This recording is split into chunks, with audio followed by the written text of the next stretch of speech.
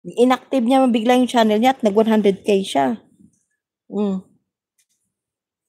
Sa kay Rina din siya nag-boost yung ano niya, yung personality niya, na-enhance yung personality niya. Mahihain natin yan si Kalinga Pido. Sa totoo lang, hindi natin binabas dito si Kalinga Pido. Nagre-reminisce lang tayo dito kung ano siya noon.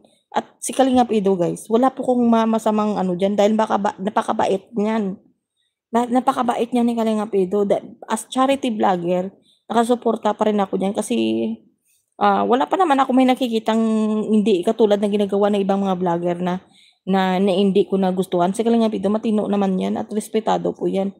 Pero kumbaga sa kumbalikan ng natin talagang si Rina po nagpakilala mas kilala na siya noon, pero mas pinakilala siya ni Rina, naging mas sikat siya, 'di ba? Dahil nagkaroon siya ng mga panatiko. Sa ano noon sa Edgen meron na, pero hindi siya sumikat doon.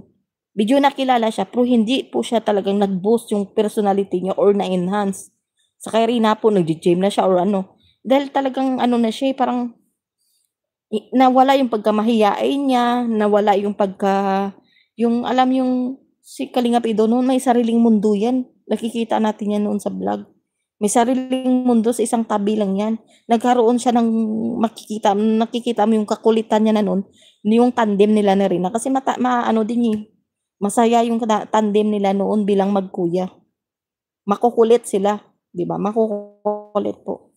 Kaya siguro talagang nag-viral nung tandem nila, 'di ba? At talagang kung may kinilig man noon, dahil po depende po 'yan sa content din ni Kalinga Prab at sa mga ano niya, sa mga sa anong tawag diyan, sa laman ng content niya. Paano hindi kikiligin yung iba?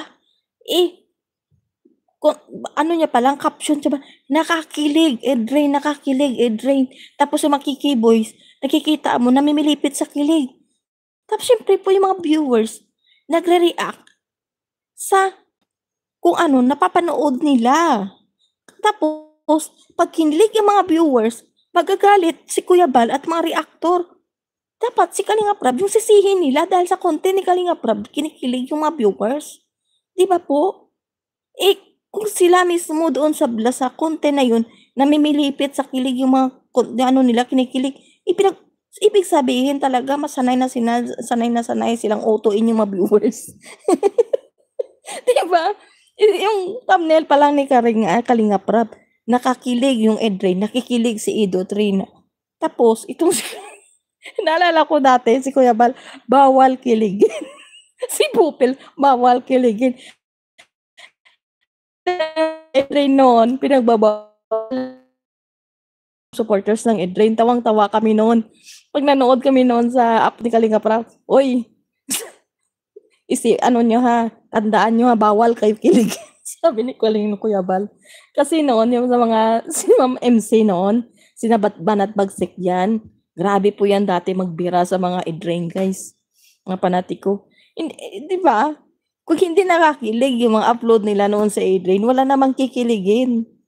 Si Kalinga Prab ang pasimuno, siyang direktor eh. Di ba? Tapos isisi nila sa mga viewers, sino bang gumawa ng Edrain, di ba si Kalinga Prab? Tapos ngayon, maraming sumuporta sa Edrain, syempre po yung ibang tao. Hindi po nila yan hindi po nila ma-please ang mga emosyon ng ibang tao, no? Di ba?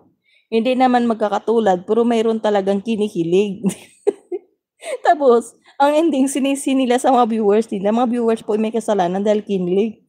Di ba? Sumuporta ka na nga, ikaw pa nababalakura. Di ba? Isang araw lang ang vlog ni Kalinga Prab.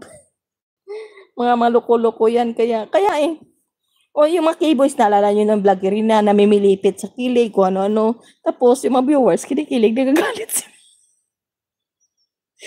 Kabuangan guys. Di ba? Kalokohan nila, mga loko-loko kaya sabi ko nga sa Danjoy noon, parang naulit din naman sa Edrain. Exactly yun talaga nangyari noon sa Edrain. Pakilig sila ng pakilig, tapos kinilig yung mga viewers na, nagagalit sila.